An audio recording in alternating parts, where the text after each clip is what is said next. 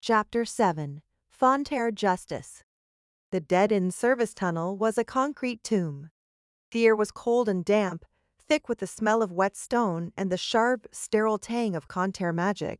The silver-clad enforcer stood as a silent, impassable barrier before them, its polished helmet reflecting a distorted, terrified image of Leo's own face.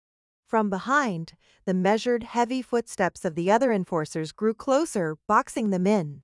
The panic sounds of the market faded, replaced by an oppressive, ringing silence. Alara's body was a coiled spring of desperate energy beside him. He could feel the heat radiating from her skin, the thrum of the glowing wounds on her arms as she gathered what little power she had left for a final, futile act of defiance. "This is it, kid," she murmured, her voice tight but devoid of panic. It was the grim acceptance of a soldier who knew the battle was lost. "Stay behind me." But the advancing footsteps halted. The enforcer blocking their path stepped aside with a fluid, silent motion. Through the gap, a new figure emerged from the gloom. This was no mere enforcer. He was taller, broader, and his armor was not the bright, sterile silver of the others, but a dark, gunmetal gray that seemed to absorb the light. It was ancient, covered in filigree that looked like interwoven sigils of law and judgment. His helmet was shaped like that of a wrathful knight, and from within its visor, 2 points of cold blue light burned with an intensity that felt older than the city itself. This was not a soldier. He was a monument to authority. A Justicar. He moved with a ponderous grace, the air crackling around him. The concrete floor seemed to groan under the weight of his purpose.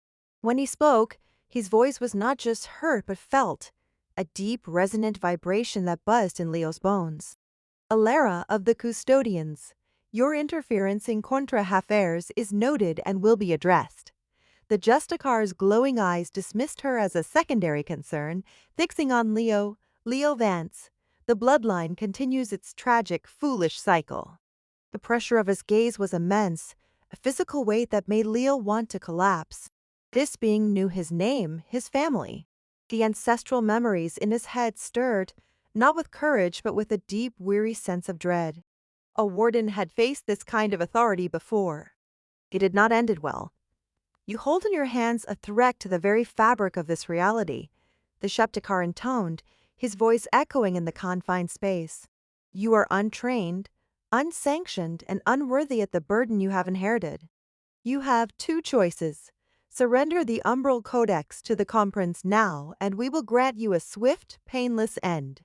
Resist, and we will unmake you and this entire section of the city to ensure the Dakin is contained." "You call that a choice?" Alara spat, raising her silver knife. The weapon's faint light was a pitiful flicker against the Juxtahar's overwhelming presence.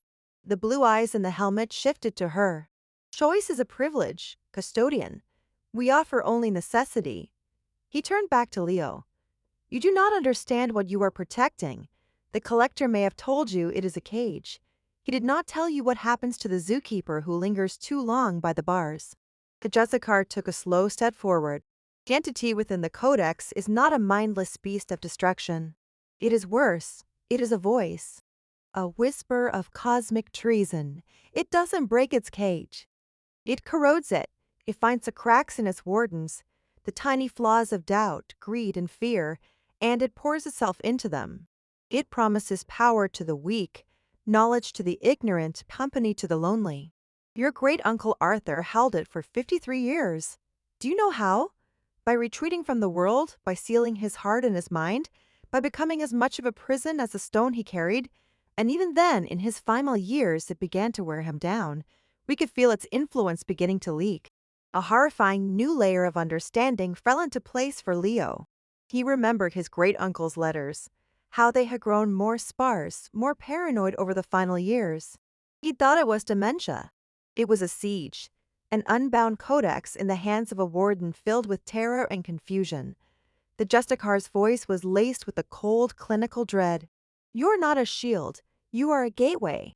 Every moment you hold it, you risk becoming its pawn. We will not allow that. The price of your life is not worth the risk of its freedom." This was a horrifying truth the collector had omitted. This wasn't a guard dog job. It was a lifelong battle against an enemy that fought from inside your own head. The warden's burden wasn't just to keep the prisoner in, but to keep its influence from poisoning the world through the warden himself. Alara tensed, preparing to lunge. "Leo, run!" she screamed, a final desperate command. But Leo held up a hand, stopping her. The motion was surprisingly steady. His eyes weren't on the Jukkakar anymore. They were on the dark, silent codex in his hands. Run where? To another alley, another city? The Justicar was right. As long as he was this scared, this ignorant, he was a liability. The prisoner had the ultimate home field advantage, the battlefield of his own soul. Surrendering was death, fighting was death, running was just a slower, more agonizing death. The collector's words echoed in his mind, merging with the Jukkakar's revelation. Keep the world out. The Jukkakar wanted the prison. The prisoner wanted out. They were both trying to force his hand, to use him as the key. But what if he wasn't the key? What if he was just the operator? He looked at the Justicar, at the absolute certainty in those burning blue eyes. He couldn't bargain with a man like that. There was no deal to be made with the force of nature. But the Codex wasn't the force of nature, it was a construct. It was a machine of cosmic law, with rules and protocols.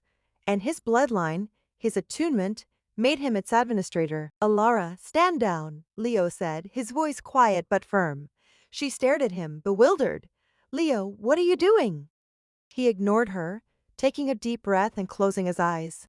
He shut out the menacing presence of the Zustakar, the damp cold of the tunnel, and Alara's terrified confusion.